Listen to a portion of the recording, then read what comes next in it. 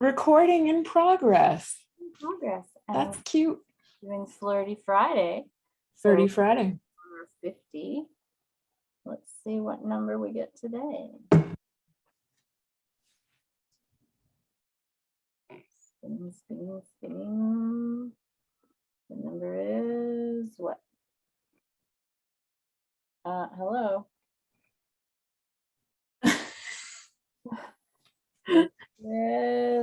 It's not going to show up for us. 9. 9. What a beautiful number. All right. It's saying it's 9. 9 is metaphysical compatibility in love. Oh, we were just talking about this. We were. See? Really good, because I'd like to say, okay, next topic. Yeah. What do you think? Metaphysical compatibility in love. Well, see, that could embody a few different topics, right? Like you could go astrological on that shit. You could do so much. We totally could. Let's see what the good old dictionary tells us exactly what we're going to talk about with metaphysical. Yeah. Like, what is the definition of metaphysical, right? We're totally off the cuff here. Relating to the essentially metaphysical question of the nature of the mind. Oh, thanks. Referring to an idea, a doctrine, a reality outside of your human perception. The studies of what cannot be reached through objective studies of material reality. So believing in that which we cannot see, essentially, I'm thinking, right? Mm-hmm. And like, so energetic compatibility or some other realm, right? Like even being able to talk about, that's what we were talking about, metaphysical compatibility. Do you have to have a partner that wants to talk metaphysical with you? Mm-hmm. Yeah. What if you're super into metaphysical discussions and they're not? Yes, that's right. You know, I think, yeah, we were just talking about that, right? And you're right, it could just be astrologically compatible. We could go by both ways. So yeah, talk about both. We could knock that one out quick. Is there some signs that aren't compatible? Oh, astrology wise one. Yeah, the only problem with that is it depends how deep you want to dig into astrology, because as an astrologer there's so many layers to astrology. So while on the surface it's like let's say Gemini and Leo are very compatible. It's like, or Gemini and Libra are very compatible. It's like somebody may have in their chart, like it depends, like when you're talking about love, in your love area of your birth chart, you may be attracted to somebody who's way more like Capricorn or way more Scorpio, which is totally different energy, right? So even though you're a Gemini, it's like, yes, you would be compatible with, you know, specific signs. If you look at somebody's attraction, love, relationship areas, it could be a totally different story, right? So if we had anything to say about that piece of metaphysical before we get into that, is don't just do the one in the newspaper and say, am I like, honestly, if you want to know if you're compatible with someone, you really should go see an astrologer. it's right? True. And you know, you got to go deeper than your sun sign, people, is what we're saying, for sure, right? It's true, because I mean, like, if you want to take it just on sun sign, Libra and Taurus, that's us. We ain't fucking compatible. We're not talking romance, but we shouldn't have a business together. We shouldn't enjoy each other's company. So you've got to go deeper. So if we're going to do anything, Sunday paper is not going to tell you if you're metaphysically compatible.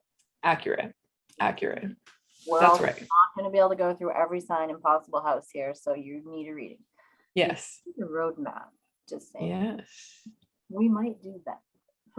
Yeah. Go super deep into that, though. That'd be something you'd have to get from Kimberly. But how about Here's the question for you. Do you need so you're in a relationship and you realize you talk about everything from spirit animals to stars to reincarnation to wearing the right crystals on a moon day and like I'm going way and howling at the moon. You need someone that's compatible with that in order to have a successful relationship. Did you say, do you need somebody who's compatible with that? Like, so somebody else who's kind of into that. Yeah, that they can talk to you about that and hey, which star planet did you come from, or what crystals do you like, or what is it you, or just a deeper conversation about that. Is that necessary for a successful relationship? No. No. And that was the shortest slide. Yeah, we hope you enjoyed our time. No, I don't think so. I mean, like, I actually, it's a personal thing, but like, I don't want a fucking partner who's into that stuff. You know what I mean? It's like, I want a man who's like, let's talk about something else, actually. Let's bring something else to the table, right? So we're going to come at this unapologetically how we feel. If That's right. what you need, and I'm not apologizing for what we're going to teach. Well, we've done some studies, we've done astrology. For us, the answer is no. Mm-hmm. And we hope you discuss that, but the answer is because here's the thing, and we've been talking about that this week. It takes a village to raise a magical person. And so your personal spiritual partner does not have to fill all those pieces. That is correct. That is correct. Can't. I don't think they can fill all those pieces. No. I'm going to tell you something about my relationship that is very awesome.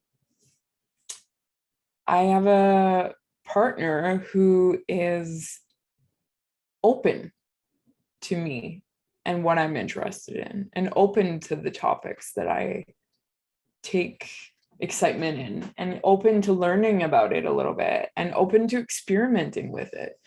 He himself is not totally into that realm, but he's very open to it. So to me, that is very appealing, right? Somebody who is totally like grounded in themselves and can still explore with you. Right.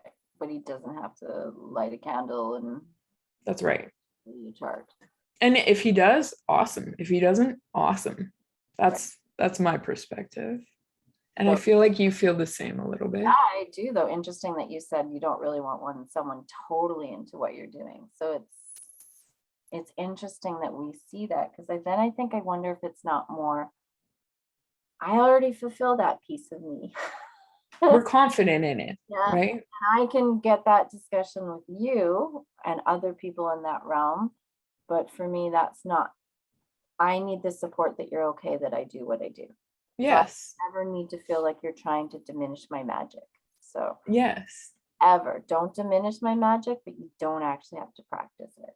Just like that's, and I know people will say, no, it's different because it's not spirituality. I don't actually want to know how to fix the frickin' Ford Fairlane or whatever they're called because you're a mechanic.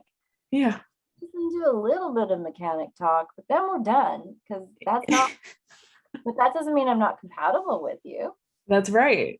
It'd be interesting to ask somebody else's perspective, like on mechanics. Yeah. It's like, do you need to date a mechanic?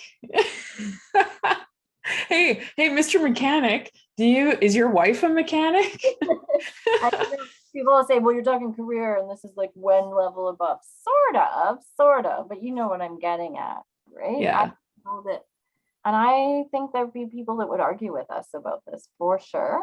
Oh, I think we know people who would argue with us. But I would have to say I've shifted in this, and not just because of who I'm dating, but it's just really become more open to, I don't think you have to always believe the same thing in order to walk in a strong relationship.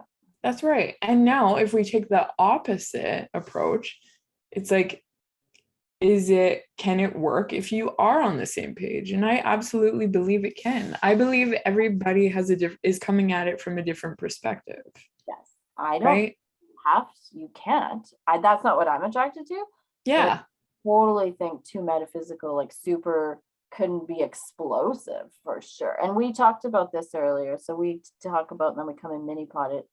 I honestly probably think two people that are completely in sync and know exactly could be very, very explosive. I just think that's few and far between. And that's where the Cinderella syndromes come from, is that you have to be in this this exact sync. I don't think you really do. I don't.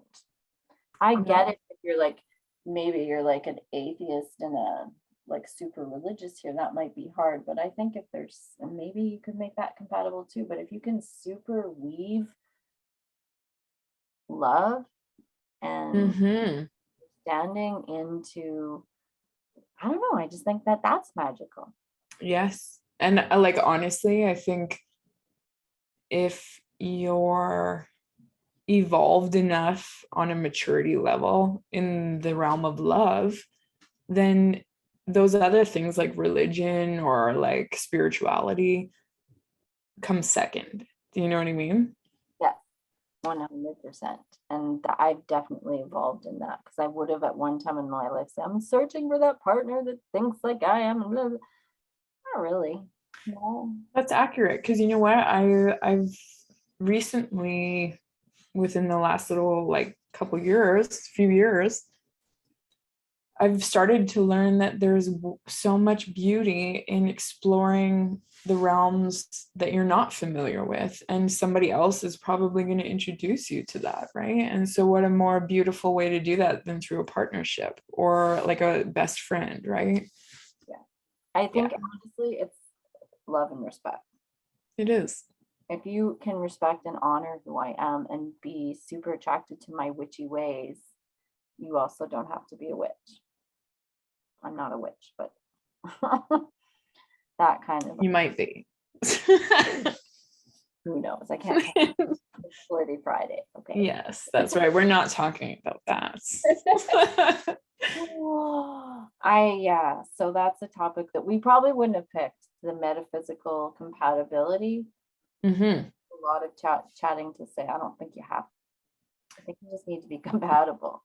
That's right. So, I mean, like, this is for anyone out there who's like really getting into the spiritual realm and really getting into their magic and really getting into the, you know, the new age shit. And I did call it shit because I that's how I talk. So, but if you're really into that stuff, that is fantastic. This is more just to like say, you don't have to. Like, if you got a partner who's amazing and respects you and is like fantastic to talk to, they don't need to have crystals in their fucking pockets. You know what I mean? No. They don't need to be pulling tarot cards for themselves, all that stuff, right? Yeah, and I think maybe that's what happens, and maybe that's what we're getting to as we can do close, is especially if that's new to you, don't make your first thought think, well, now my relationship's not going to work. I'll just be you. Yeah. If they're going to accept it, then you know what? You will start weaving some of what you love into their life, and they will start respecting what you do and see the shifts in you, but they don't have to howl at the moon. I don't think so. Yeah, I don't think so. I think the way around. If you're super logical and they're howling at the moon, that does not mean you have to. Yeah. It can go both ways, right? It's totally both ways. It's like, oh, there's just to me, relationships and connections are like totally my thing. And it's like, there's something so juicy about two people who are like their own juicy, like whatever they're doing, just totally like magnetically coming together because they love each other and they like respect, and there's trust and there's friendship and there's like sensuality. It's like, who gives a shit about the rest, right? Exactly. Plus, if she stuffs pieces in her bra, you get to take it off. And then... Exactly. Hello. Hello. Yellow. You're gonna want to know about that, Crystal. Let me tell you. I like it. So metaphysical compatibility. Yeah. That's That's the red lipstick babes perspective. right. Take it or leave it, baby. Mm-hmm. Take it or leave it. Come work with us at our linktree.com site, www.linktr.ee/redlipstickbabes. Can't wait to see you there.